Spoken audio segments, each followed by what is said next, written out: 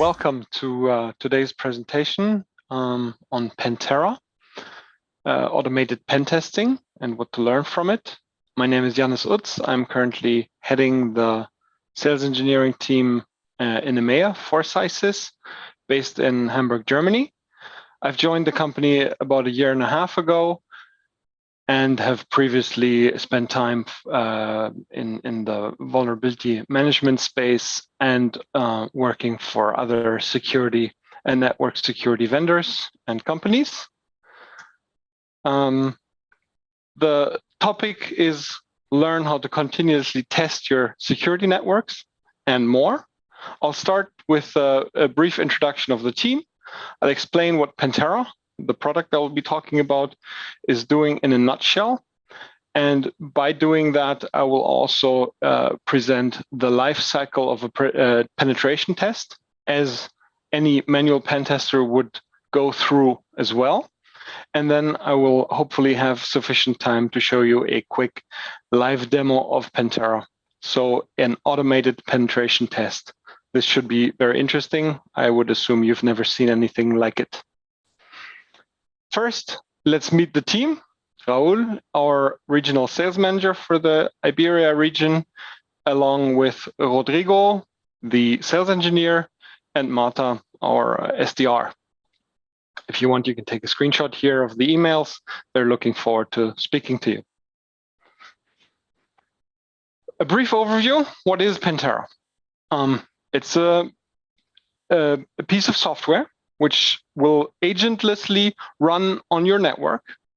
It does not do simulations, but real ethical exploits. So ethical means this is completely harmless. And we'll hopefully see the complete attack operation and how we can visualize it, how we can learn from it. Everything that is found will go automatically into actionable reports as soon as the test is done. No need to wait for those to get generated.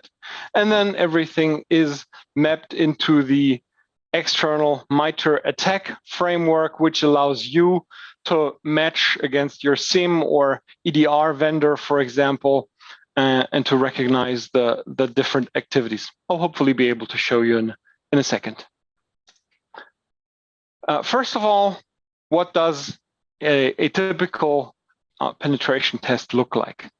Right, and Pentera does think and act like an ethical hacker, but allows you at the same time to increase cadence and to run this fully automatically without needing to monitor the test as it goes. So first, the activity will start with scanning and enumeration, detecting the operating systems.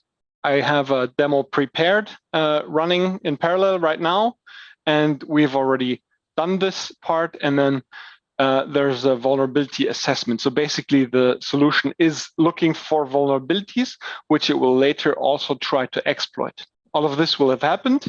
In parallel, we have sniffing activity, meaning Pentera listens to the network and tries to find credentials on the network, which it will then, first of all, try to crack, see if it can get to the clear text password, but it will also try to relay these sniffed credentials, meaning it does not even need to crack them for this. It will just basically copy them to another host and thereby try to get the door open.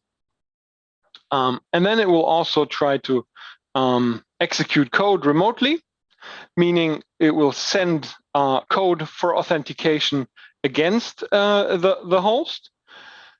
It will collect information, which should be super interesting. I'm hoping I can show you this in a second. And lateral movement, the next stage, is then logging into different hosts on the same network, basically spreading the attack across the network.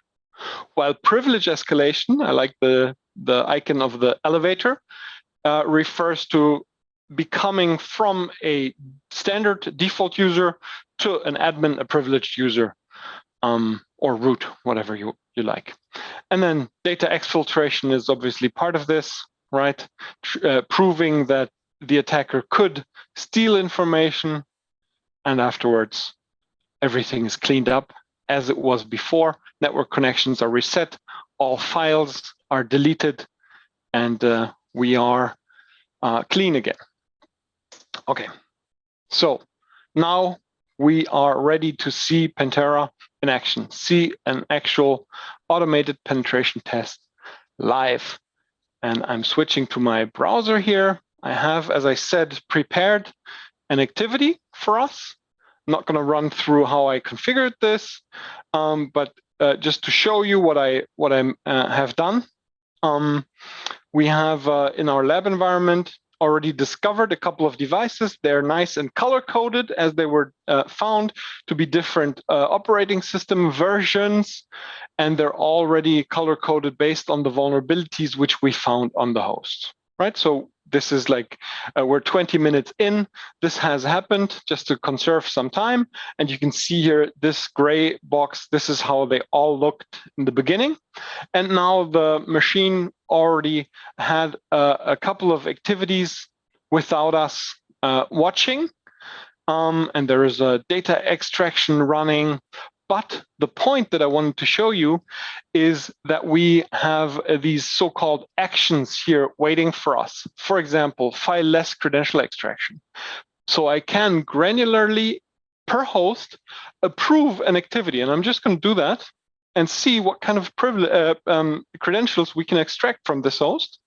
But I can also simply go to the All Approvals button and filter for a specific activity, for example. Let's use remote code execution, for example, and approve those. I'm gonna do it now. Okay. And what we just saw was a red box popping up, which was an indicator that we had already had some successful exploits just now as I approved them. And I can see here the 9.3, we have a successful exploitation of the MS1710 vulnerability. This is quite an easy find. You can see a very nice attack vector or kill chain, if you like, right? So this is what Pantera will show you on every single so-called achievement. This is a success of the penetration test per se. And you can see up here, it starts with 3 vulnerabilities. They're color-coded, indicated by the broken shield, if you will. And then resulting on the vulnerability are the achievements, the penetration test success. So this network was vulnerable for sniffing attacks, and therefore we did have a 5.5 same value success of sniffing the credentials. You can see it here. The type was NTLM, and this was used for a relay using the LDAP protocol. And I can click this box again, and I can see that I was able to create a computer account. So now Pantera is able to log in. Even though Pantera created this computer account, it still validated this account to double check that it was safe to use. And then we saw, based on being able to log in, Pantera found a vulnerability, which it then again successfully exploited. Now, this is an interesting vector. I'll click the root again. We can simulate that by remediating this one specific vulnerability all the way at the top. This is exactly how to mitigate the whole vector. None of these achievements would be able to happen if this network would no longer be vulnerable to sniffing. So what is the whole secret behind this sniffing story? And we can click here for detailed remediation. So what it tells me here is that with the LLMNR, NBNS, MDNS, this is a bunch of multicast protocols which are causing the sniffing incident. And this is all explained in full detail and explained with a nice picture. I'm not going to go into details, but the first paragraph is explaining what's happening here. The second paragraph is explaining how to get rid of the, for example, link local multicast name resolution protocol. This is supported by screenshots. Same for the next protocol, and there's more. And this is really the point. I mean, automation is always about saving money, saving time. But here, Pantera is handing the IT, the operations team, the support or hotlines team, the tools to remediate, to fix all these problems without having to hire expensive external specialists, right? So this is another step where this can really help upgrade security. And the last but not least point that I want to highlight in the remediation wiki, this is what this is called, is how to use Pentera for validation. Now that the, let's say, operations team has come back and said they fixed all the suggested multicast protocols, now we can immediately validate that this was actually successful across the whole domain, and we can continuously monitor this for the future if any protocols are installed by, for example, the MDNS can be installed by locally installing iTunes or Skype, which could be in these times could be a tool that somebody would install locally, just to pass the time or to be able to communicate with colleagues, for example. So this could reintroduce such multicast protocols. And this is exactly how this helps, gives you the whole background information. And we can see there's a whole library of these articles on specific topics and so on. All right, back to the machine. And I'm going to go one step up, the 9.4. This is exactly the same vector that we just saw, just 2 more steps, successfully exploiting this vulnerability, and has allowed us to open a session. And then the 9.4 is the highest achievement. Pantera was able to gather valuable information from host. What does that mean? It means we extracted a support account with its NTLM hashed passwords, a guest account, and a user called administrator. And you can all guess that this will be very, very helpful in progressing the attack. Now Pantera can log in with a username that is administrator, which will further progress the attack. Wonderful. Okay. And I am very far from approving all of the actions that are waiting for me. I'm just going to give you a brief indication. File-less credential extraction is what I allowed. Credential extraction from memory, registry, credential extraction, detection of installed antivirus products. This is not part of the attack per se, but it's more like a reconnaissance task, same as build host profile, enumerating installed Microsoft patches, understanding all the network interfaces, which would allow to pivot from, let's say, the cable interface of a laptop onto the Wi-Fi network. And then the last one, as an example, this is not a complete list. This is always based on progress. Brute force the local admin, which is another activity Pantera could do safely.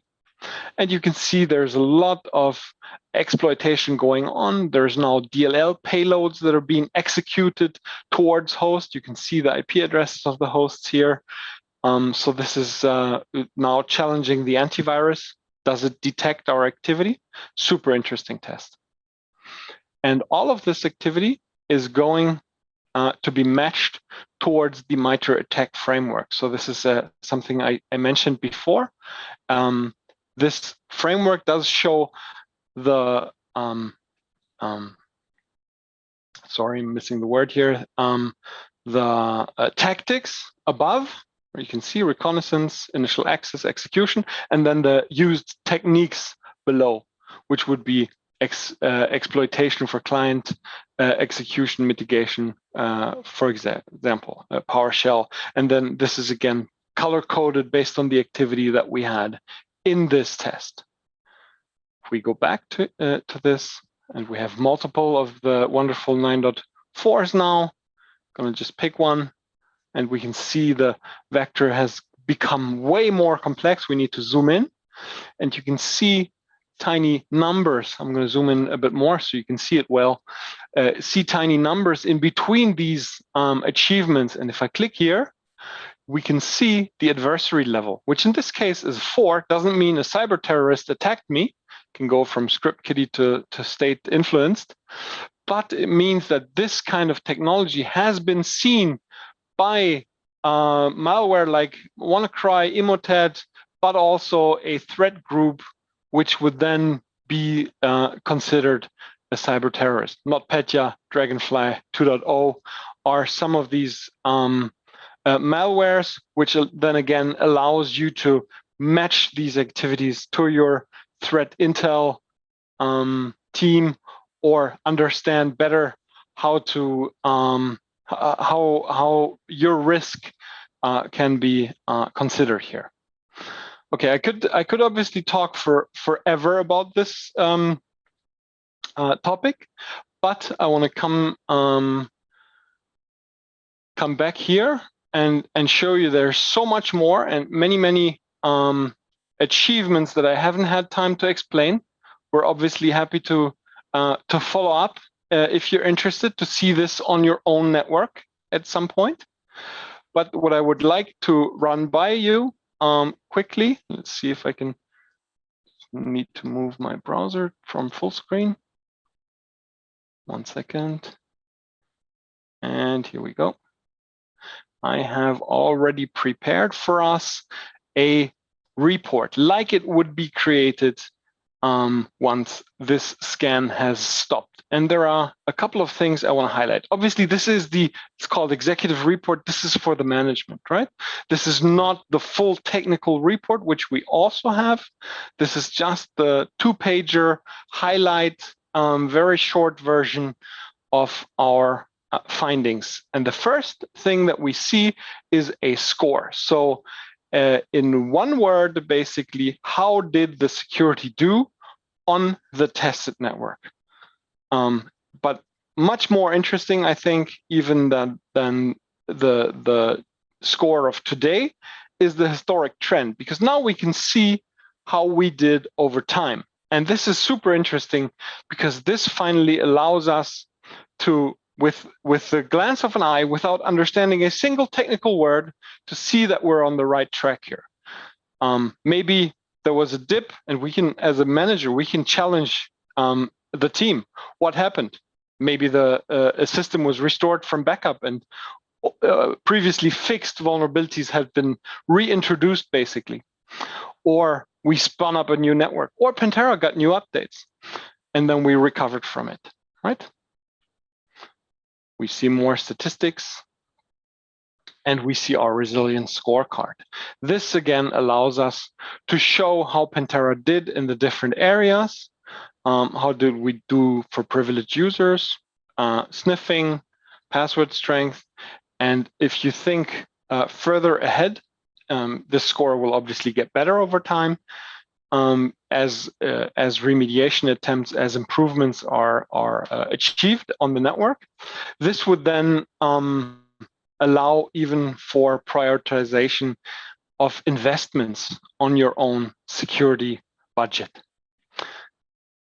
Last but not least, and this is something I really like, rather than sending, I don't know, 10,000 found vulnerabilities, this just gives us the top 3 actions.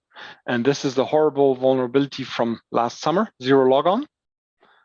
This is one of the vulnerabilities we briefly saw just now, the 1710. This allowed for the data extraction. You will also maybe recognize this number as related, or the logo name for this is Eternal Blue. And this is the vulnerability that WannaCry exploited back in the day. But the last point I want to highlight is Pentera says the antivirus did not block all the malicious payloads. So this is key for me, because now this allows for validation of the antivirus. Right, you can see that this was possible, the attack was possible, and the antivirus did not block all of the activity on the network. And with that, I thank you for your time and for your attention, and have a great day at IDC.